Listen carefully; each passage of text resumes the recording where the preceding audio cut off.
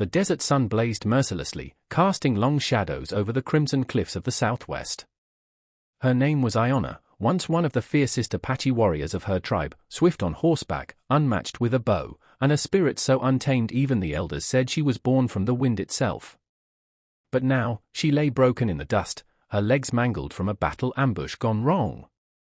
Her tribe, bound by harsh survival and unforgiving tradition, believed a warrior who could no longer ride or fight was no longer of use.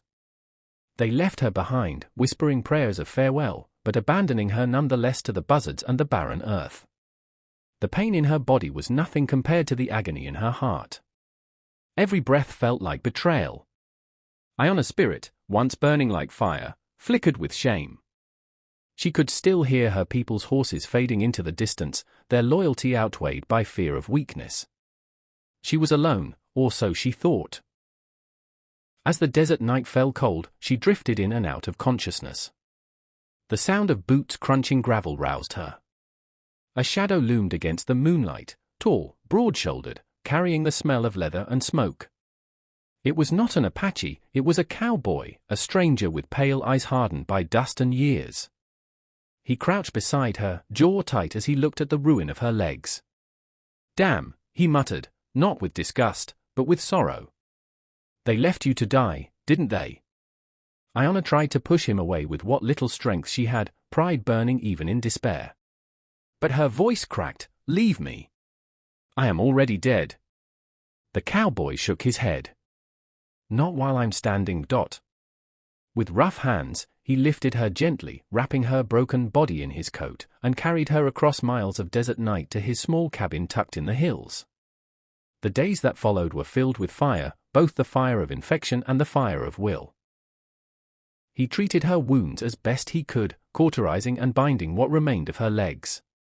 Aiyana screamed, cursed him, wept, but he never flinched. "Hate me if you want," he'd say gruffly, "but hate keeps you alive." Weeks passed, and Aiyana survived, but survival came at a cruel cost. She was no longer the warrior she once was. She stared at the stumps where her legs had been, grief heavier than any chain. She refused food, refused speech, drowning in the silence of loss. The cowboy, whose name was Jacob, grew frustrated but never gave up. He began telling her stories, not about himself, but about the people he had seen. A soldier who lost an arm yet became a blacksmith. A child who was blind yet taught her family to navigate by sound. And then, in quiet nights, he spoke of his own scars, how he had lost his family to outlaws, how he carried the burden of being the only one left alive. Slowly, Aiyana's anger softened. She began listening. And then, one morning, as the sun rose over the desert, she asked him for a bow. Confused, Jacob hesitated. "You can't." Her voice cut through him. "I still have my arms." It was the beginning of her rebirth. Jacob built her a seat from wood, carved with care so she could balance and shoot. At first, her arrows fell weak, her aim clumsy. She would cry out in rage, pounding her fists into the dirt. But Jacob would stand beside her, steady as stone. "You were born fire," he'd tell her. "Fire don't die, it spreads." And spread it did. Day by day, Aiyana regained her strength. She learned to shoot with precision from a sitting position, her arrows singing through the air like whispers of her old spirit. Jacob fashioned crude crutches, teaching her to move with balance, to reclaim the world inch by inch. And though her body had changed, her eyes grew brighter, fiercer, until she no longer saw herself as broken, but as transformed.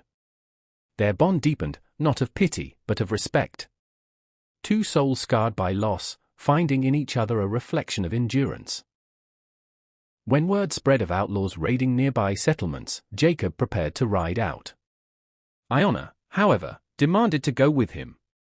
At first, he refused, fearing for her safety. But the fire in her gaze was undeniable. She was no longer asking, she was declaring. Together, they rode, he on horseback, she in a wooden cart he had rigged, her bow clutched tight. When the outlaws descended on a ranch, expecting easy prey, they were met with the sharp hiss of Aiyana's arrows. From the cart, her aim was deadly, her presence commanding. Jacob fought by her side, and together they turned fear into victory.